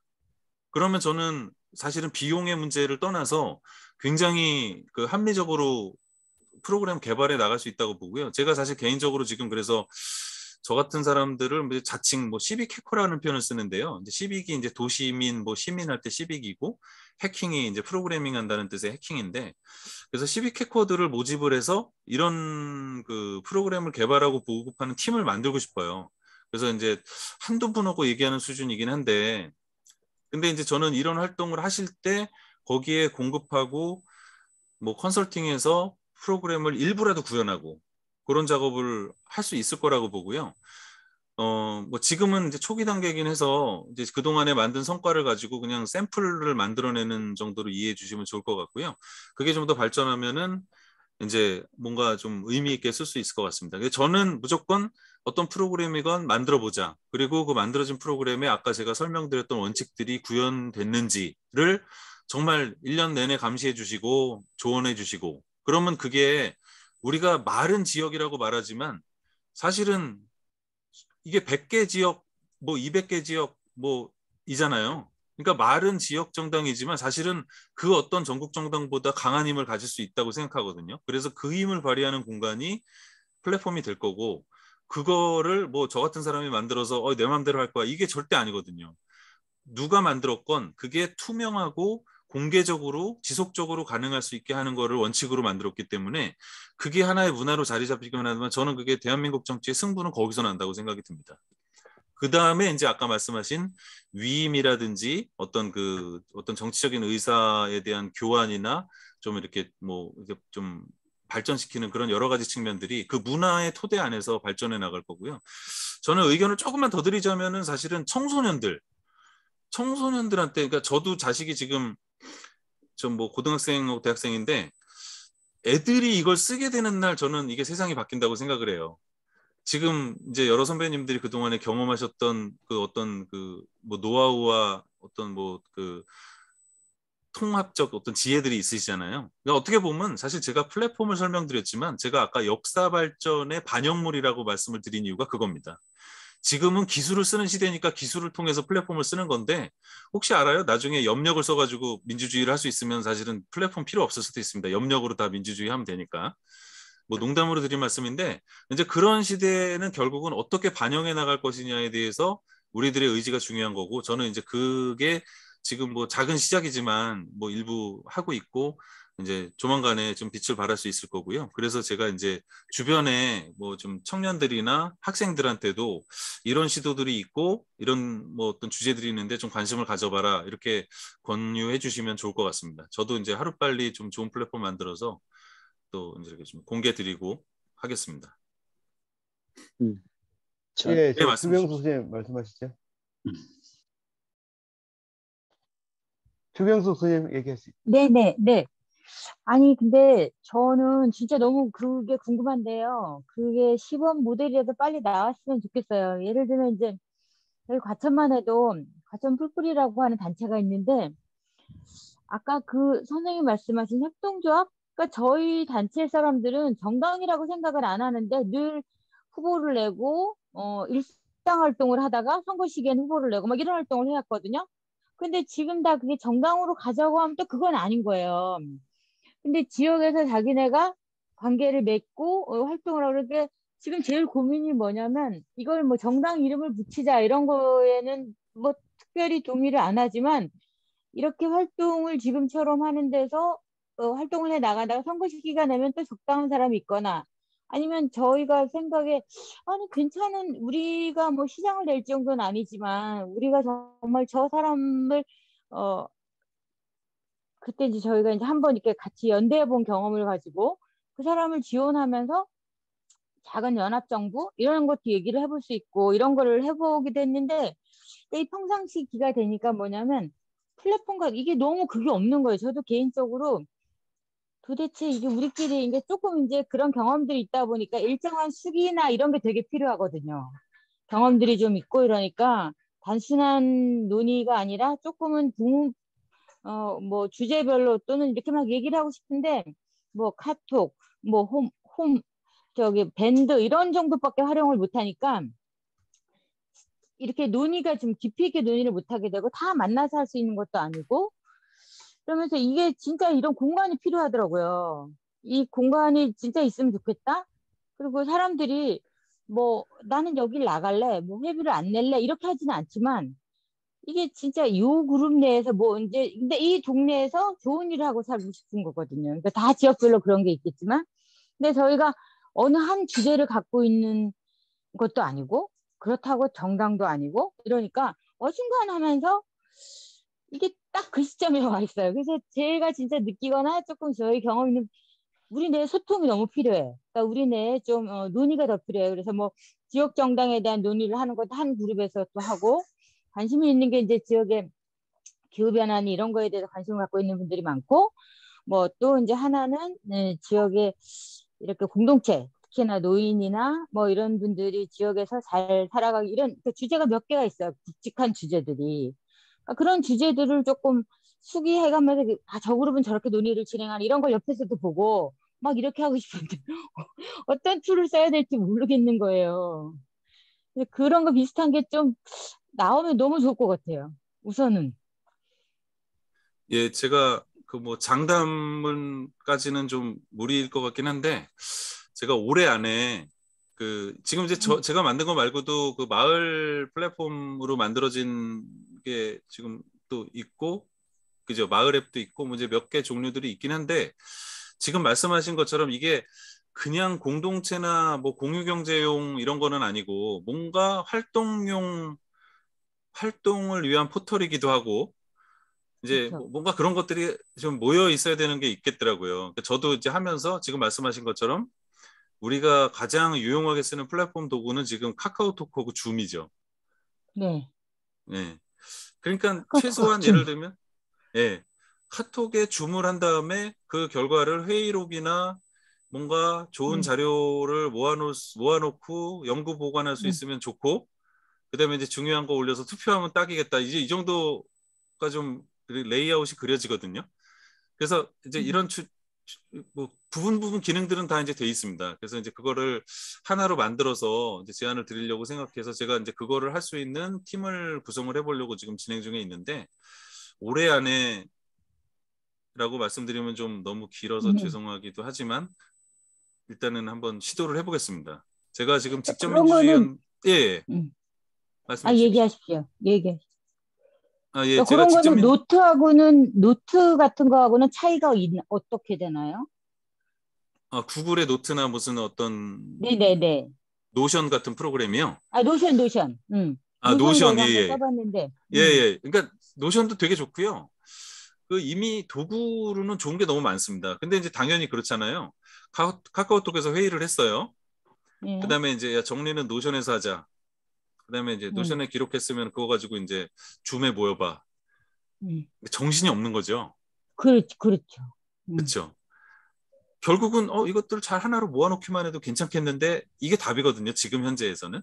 거기에 이제 제가 말씀드린 아이디어들, 예를 들면은 처음에는 선의로 하는데 그게 권력이 생기면 누군가가 이제 뭐 엉뚱한 생각을 할 수도 있으니까 이제 투명성이나 공정성이 어떻게 담보되느냐에 대해서 그래도 이제 좀 장치를 해놓고, 그래서 이제 그 정도 프로그램을 개발하려고 제가 이제 기획서도 쓰고 이제 일부 개발도 하고 있고, 그래서 논의 중에 있습니다. 그래서 아마 예, 제가 이제 뭐 사실 이제 총선이 좀 앞에 있어서 이제 총선 관련해서 논의를 하면서도 그런 어떤 그 시스템 개발이 필요하다는 얘기를 하고 있어서 좀 준비를 하고 있는 상태인데, 우리가 이제 굳이 뭐 총선과 관련이 없더라도 이제 뭐 관련 안 할 수는 없겠지만, 그래서 이제 지역 활동에서도 반영할 수 있고 지금 말씀드린 정도 기능으로 모아서 쓸 수 있는 거를 빨리 만들어 보겠습니다.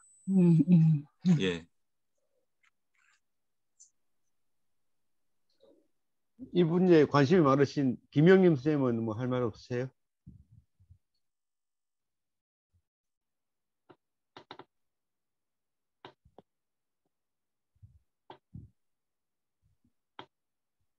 마이크 꺼놓으신 것 같습니다. 마이크 예. 켜있습니다. 네, 안녕하세요. 아까 말씀하신 코드4 서울하고 플랫폼의 그 네트워크 효과 그 두 가지에 대해서 여쭤보겠는데, 코드4 서울이 결국 그 주도하던 권오현 씨의 그 파티가 이렇게 확장성이 왜 없는지 좀 안타깝고, 그런데 그 원인이 뭔지 그걸 뭐 첫째 묻고 싶고, 두 번째는 우리나라 그 유권자가 4천만 명이 넘어서 정치 플랫폼 욕구는 많은데 지금 그 현재로서 마땅한 이제 방법은 없는데,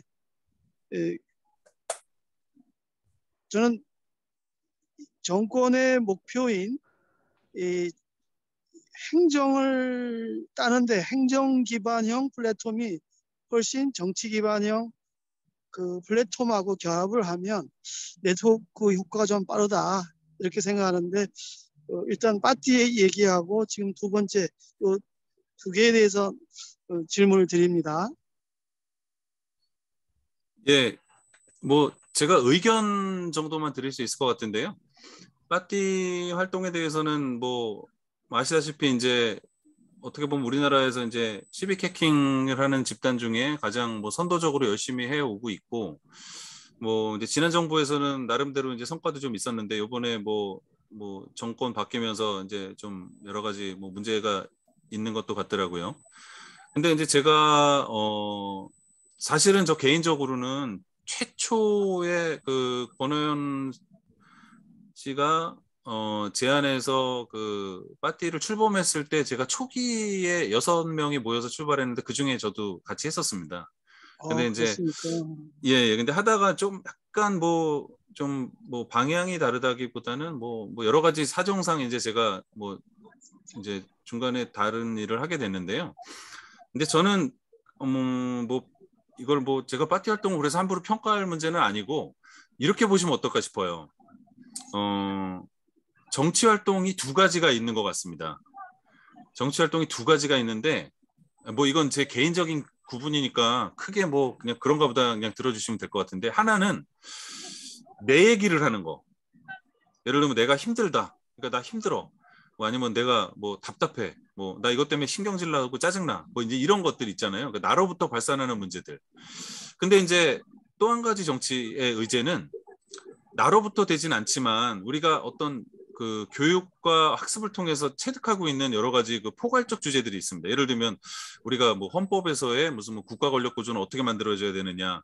예를 들면 나는 내각제가 아니어서 난 짜증나. 이런 분은 없으시잖아요. 그게 그냥 일상적인 문제는 아니니까. 근데 이제 어떻게 보면 시각이 정치 활동을 바라보는 시각이 이렇게 두 가지인데 전자의 경우는 조금 이렇게 조합형 활동, 일상의 문제에서 접근하고 그걸 풀어내는 방식.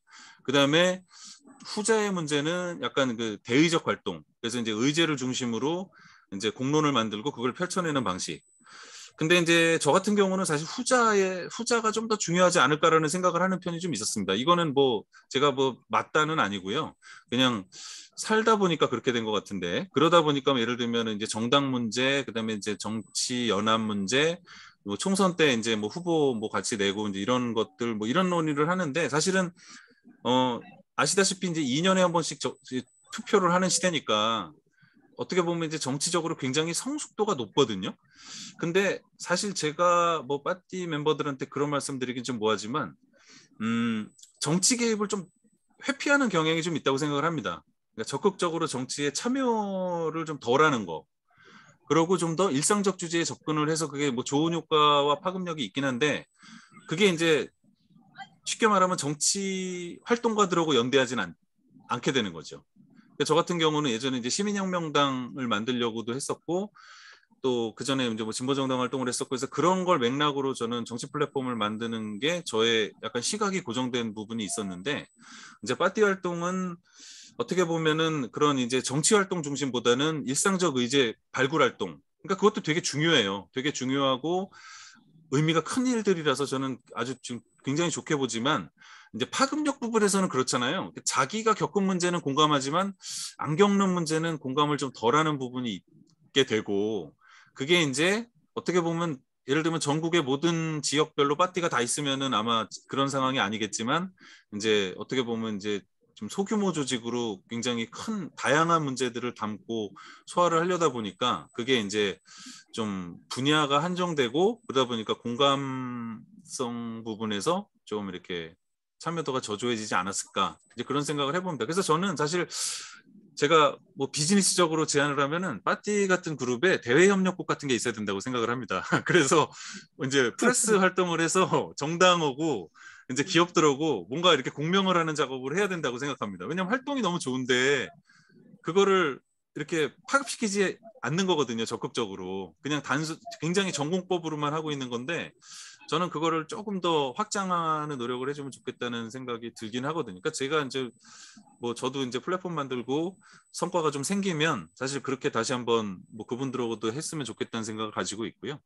또 비슷하게는 아실지 모르겠는데 진보 네트워크라는 단체도 있습니다. 그게 훨씬 네. 역사로 따지면은 굉장히 오래된 조직이고요. 이제 우리나라에서는 가장 뭐 좌파적 네트워크 운동에 어떻게 보면은 역사를 만드신 분들인데, 이제 그런 활동들이 아직 다 개별적으로 있는 이유가 결국은 연대하고자 하는 의지와 능력이 좀 덜하지 않았나. 뭐 능력 문제는 아니고 좀 이제 살아남기 위해서 있다 보니까 좀 덜하지 않았나 싶은 이제 그런 부분이 있습니다. 그다음에 아까 두 번째로 말씀 주신 부분에는 이제 아까 행정적 특징을 갖추고 있는 플랫폼의 의미도 있겠다고 말씀을 해주셔서 사실은 제가 그게 굉장히 관심 있는 부분인데, 그 프랑스의 사례 중에 디지털 공화국 입법이라는 이제 제도가 있습니다. 그게 뭐냐면 그 디지털 플랫폼을 만들었고요. 거기서 국민들이 개별 입법을 제안할 수 있어요. 그래서 그 입법이 어느 정도 쌓이면 의원들한테 그게 배정이 돼서 의원하고 국민들이 같이 특정한 주제에 대해서 법안을 작성하고 그거를 의회에 바로 제출을 해서 통과시키는 구조를 짜놓은 게 있습니다. 그래서 그 디지털 공화국 입법이 어떻게 보면은 국가를 만드는, 어떻게 보면 그 프랑스 혁명의 정신이 공화국을 만들어내는 거였잖아요. 그래서 그 국가를 만들어내는 그런 어떤 의미를 두고 있는 플랫폼의 시도라고 보고 있는데, 프랑스가 그 2014년도에 법이 통과돼서 지금 거의 뭐 8년째 굉장히 그 성과 있게 잘 추진하고 있고요. 저는 사실 그게 되게 참고할 모델이라고 생각합니다. 지금은 우리가 정치 플랫폼을 하는데요. 정치 플랫폼을 하고 있는데 그게 사실은 정치가 워낙 중심이 없다 보니까 우리가 이걸 하는 거라고 생각을 하고, 저는 이게 성숙이 되면 나중에는 입법 플랫폼, 행정 플랫폼, 뭐 조금 더 오버하면 사법 플랫폼? 뭐 이거는 잘 모르겠는데 이렇게까지도 할 수 있지 않을까라는 상상을 해봅니다. 그게 우리가 결국은 이 지역 정치의 의미는 결국 아까 제가 말씀드린 자치, 자율, 이게 굉장히 의미가 큰 거잖아요. 그래서 이제 그걸 해내기 위해서 지금 말씀해 주신 그런 이제 플랫폼 특징들을 갖추기 위해서 노력하는 게 필요할 거고, 이제 저도 만들어낸 게 좀 성과가 있으면 계속 그렇게 발전시키는 방향을 고민해 보겠습니다. 예, 같이 하셔야죠. 아이디어를 많이 주시면은 진짜 잘 만들 수 있을 것 같다는 희망은 늘 갖고 있거든요. 예. 네, 고맙습니다. 그 조금 전에 서두에서 발표할 때 5천만 네트워크 효과 하는 그 연수를 이제 쭉 얘기하는 중에서 제일 네. 마지막에 섹스 플랫폼이 19일 만에 됐다. 그 말이 굉장히 재미있고 그게 키라고 생각하거든요. 그런 면에서 섹스였어요. 성인이었어요. 네, 그만큼 도발적인 의제 앱이 네트워크 효과에 가장 큰 효과가 있을 것이다. 그런 면에서 우리 그 동네마다 있는 그 어린이집, 유치원, 초중고 이런 공공사회 서비스 앱이 킬러 앱이 될 것이고, 그것을 묶어내는 행정 기반 플랫폼이 네트워크 효과와 3,500개 읍면동 플랫폼으로서 킬러 앱과 플랫폼 효과가 가장 클 것이다. 그게 제 기본 생각이고, 조금 전에 얘기한 그 파티 권혜연 씨나 진보 네트워크의 오병일 씨나 블록체인 최혜준 씨나 이런 지금 이런 분들이 이제 다 같이 모여서 각기 여태까지 가져온 이것을 이제는 같이 모여서 협력하고 구체적 액션 플랜을 짤 때라고 생각합니다. 이상입니다. 예. 우리 마영철 선생님은 따로 할 얘기 없으신가요? 예, 저는 화면을 오늘도 좀 안 켜겠습니다. 이해해 주십시오. 예, 얘기하면 저는 뭐 지원 씨하고 국민 참여 문제를 제가 플랫폼 만들려고 물어본 지가 8년 됐나요, 지원 씨? 네, 오래됐습니다. 오래됐습니다. 그래서 꾸준히 질문만 하고 귀찮게만 하고, 그리고 이 국민 참여 플랫폼을 노력하고 있는데요. 사실 이 국민 참여 플랫폼이라는 게 정치 플랫폼일 수도 있고요. 근데 이게 하나의 문화를 만드는 거기 때문에 굉장히 그 연구를 많이 해야 된다고 생각해요. 우리끼리 어떤 걸 플랫폼을 만든다면 아까 누가 말 카톡도 밴도 다 할 수 있는데 우리를 넘어서 많은 사람이 들어와야 되잖아요. 이게 결코 그렇게 쉽지는 않다라는 걸 말씀드리고요.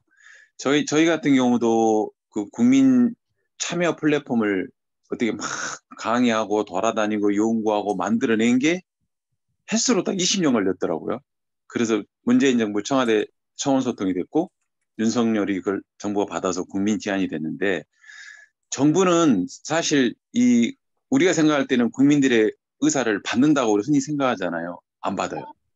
저희 입장에 봤을 때는 문재인 정부가 국민 제안을 하지 않았고 국민 청원을 했었고요. 국민 청원은 일종의 집단 민원이거든요. 그리고 윤석열 정부가 다행스럽게 국민 제안으로 바꿨는데, 지금 현재 윤석열 정부는 국민 제안 몇만 개를 공개를 안 합니다. 이렇게 의지가 없고, 그러면은 우리 지금 여기 참여해 계신 좋은 분들하고 갈망 있는 시민들이 함께 하는데 이걸 기술적인 것하고 문화적인 아까 누가 말씀하셨잖아요. 빠띠라든가 뭐 서울시 천만상사 오아시스 팀 등 거기도 빠띠가 관여됐지만 이런 팀들하고 전국에 또 그 국민 참여 공공제안한 사람들 활동가들이 많아요. 고양시라든가 이런데 이런 분들도 다시 모여서 기술적인 것은 우리 지현 씨가 있으니까 좀 든든해요. 주변 사람이 있으니까. 근데 아유, 문화적으로 접근하는 노력한 사람들이 모여서 정말 많은 노력을 하면 우리가 꿈꾸는 그런 플랫폼이 오지 않을까 싶어요. 그래서 저는 만약에 뭐 불러주신다 하면 오랫동안 국민제안, 공공제안에 노력한 사람으로서 저도 기꺼이 함께 할게요. 이상입니다. 예. 예, 고맙습니다. 저희가 오늘 뭐 8분밖에 참여를 못했지만 뭐 알찬 얘기를 많이 나눈 것 같아요. 또 좋은 어쨌든 저희가 이제 지역 정당을 좀 더 활성화시키려고 그러면 이런 디지털 문제를 내놓고 갈 수가 없기 때문에 어떻게 좀 생각을 해야 될지 바라봐야 될지 그런 좋은 얘기를 해주신 것 같아요. 혹시 뭐 더 질문하실 게 있나요? 시간이 좀 많이 지나긴 했는데 따로 없으면 우리 그 발제자 이재원님의 좀 마무리 얘기를 듣고 오늘은 뭐 마무리를 지을까 합니다. 예. 예, 뭐 제가 뭐 내용도 그렇게 변변치 않은데 잘 들어주셔서 너무 감사드리고요. 그 아까 말씀드린 것처럼 이게 지금 이제 우리가 어떻게 보면 민주주의의 역사를 계속 써나가고 있고 그게 지금 마소장님 말씀처럼 기술자는 기술로 이제 문화운동가는 문화로 뭐 예술가는 예술로 이제 그렇게 생각을 합니다. 그러니까 지금 모두가 다 우리 역사를 만들고 계시는 중인데 저는 그게 이제 그냥 흘러가는 역사도 역사지만 진짜 기록되고 기억되는 역사가 됐으면 하는 마음이 욕심일지 모르지만 그런 게 있고 오늘이 그런 그 기억할 수 있는 포인트 중에 하나가 됐으면 하는 마음이 있습니다. 앞으로 좀 더 열심히 만들어서 아까 약속드린 것처럼 프로그램도 좋은 프로그램으로 좀 공유를 한번 드리고 또 그 성과가 이제 지역 정당이 만들어지고 한국의 정치를 이제 새로운 단계로 발전시킬 수 있는 기회로 저도 최선을 다해서 좀 기여를 해보겠습니다. 오늘 들어주셔서 너무 감사드립니다. 예, 고맙습니다. 저희가 뭐 어쨌든 지역 정당이 좀 활성화되고 그러면 이런 지역 정당 플랫폼이 필요할 텐데 이후에 좀 이재원 선생의 도움을 받는 걸로 하고 오늘은 여기서 마무리 짓는 걸로 하겠습니다. 다들 수고하셨습니다. 다음 주에 예, 뵙겠습니다. 고맙습니다. 예. 네, 수고 많으셨습니다. 뵙겠습니다. 예.